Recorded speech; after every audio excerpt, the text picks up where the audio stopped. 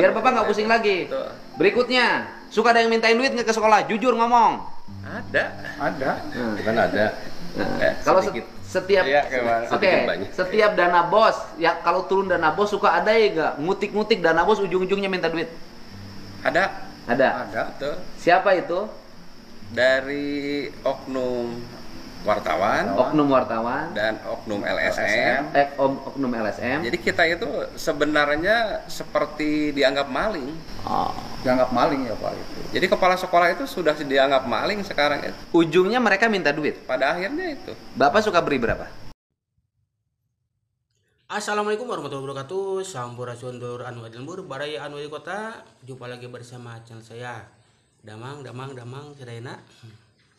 Baik, ini ada keluh kesah kepala sekolah yang mengadu ke Kang Dedi di mana di sekolah selalu ada pemalakan. Siapa pelakunya? Nah, ini yang saya bingung. Ini saya mau bilang oknum atau memang beneran? Karena kalau dibilang oknum ya kebanyakan seperti itu. Ya. Sebutkan sajalah wartawan atau oknum, ya ini oknum LSM. Ini dikeluhkan oleh kepala sekolah. Oknum LSM ini selalu minta jatah bos. Atau oknum wartawan datang ke sekolah untuk minta jatah bos. Parahnya lagi minta jatah uang PIP. Menurut hemat saya, ini saya kepada seluruh kepala sekolah yang ada di Jawa Barat, khususnya umumnya untuk di seluruh Indonesia. Kenapa mereka bisa datang ke sekolah? Karena mereka itu pasti mencari-cari celah kesalahan yang ada di sekolah. Kalau misalkan sekolah sudah sesuai dengan koridor, sebenarnya ya tantang saja kalau misalkan mau membongkar ya silahkan, apa yang mau dibongkar, toh sekolah sudah sesuai prosedur. Cuman ini masalahnya, ini saya tidak mau menyalahkan secara keseluruhan, tapi beberapa sekolah yang memang tidak transparansi dalam hal anggaran. Ya memang itu urusan dapur sekolah, tapi ini kan dana pemerintah yang digelontorkan kepada sekolah. Sebenarnya orang tua ya ketika mau ada pungutan ya harus dikasih tahu. Berani tidak pihak sekolah kalau misalkan mau ada pungut iuran misalkan 100 per bulan, terus bosnya dibedah.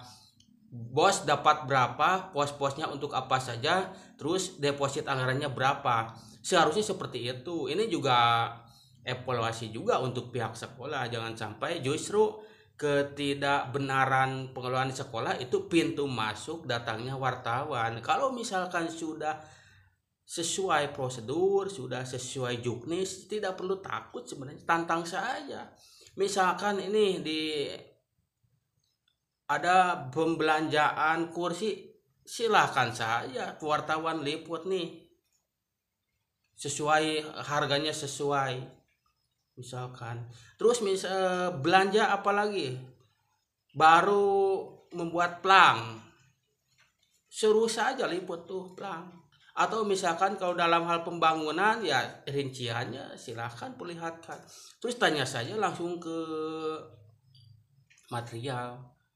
Nah, kalau misalkan sudah sesuai prosedur, sebenarnya tidak perlu takut dengan wartawan. Cuman kan wartawan ya gitu. Saya ya bukan curiga sih. Pastilah ada satu dua yang memang ketika ada pihak sekolah tercium aroma tidak sedap, datang wartawan ya sama saja. Cek orang sudah sarwana sekolah misalkan, mohon maaf, misalkan ada yang ini PIP, ini paling rentan itu PIP. Pihak sekolah mungut potongan PIP.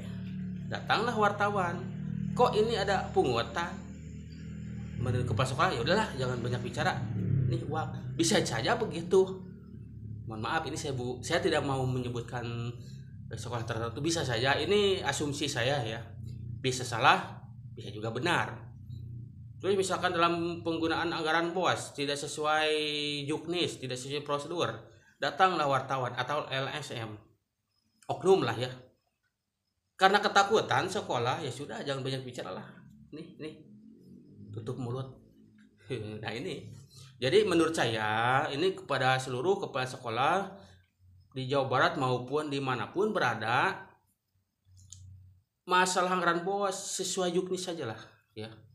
Jangan ada macam-macam di laporan ada ini ternyata realisasinya tidak ada.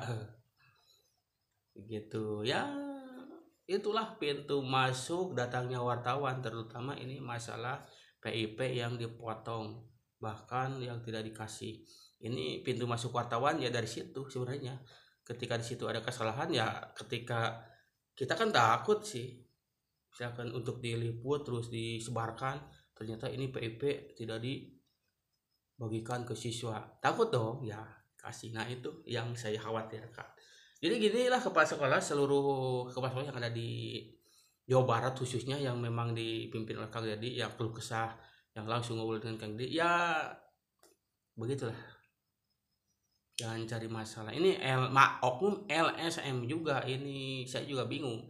Lembaga swadaya masyarakat memang tujuannya mengontrol anggaran yang turun ke sekolah maupun ke desa-desa itu harus sesuai dengan juknis atau prosedurnya, jangan sampai ada ini. Makanya LSM yang mantau. Tapi kalau misalkan minta jatah ya salah juga. Ini biasanya seperti itu biasanya. Ini disclaimer ya, ini hanya asumsi saja, asumsi saya, mudah-mudahan saya salah. Datang pintu masuk datangnya LSM oknum ya, atau oknum wartawan yang minta jatah ya karena memang di internal sekolahnya juga pengelolanya mungkin, ini saya mudah-mudahan saya salah, memang ada kekeliruan atau tidak sesuai, makanya pintu masuk datangnya oknum. Cukup sekian saja, ini mudah-mudahan ada perbaikan pengelolaan sekolah baik di negeri maupun swasta. BOS itu harus sesuai dengan peruntukannya, jangan seperti yang Kang Dedi bilang, sekolah itu jangan dijadikan ajang bisnis. Ya, cukup sekian saja. Wassalamualaikum warahmatullahi wabarakatuh. Sampai jumpa di video berikutnya.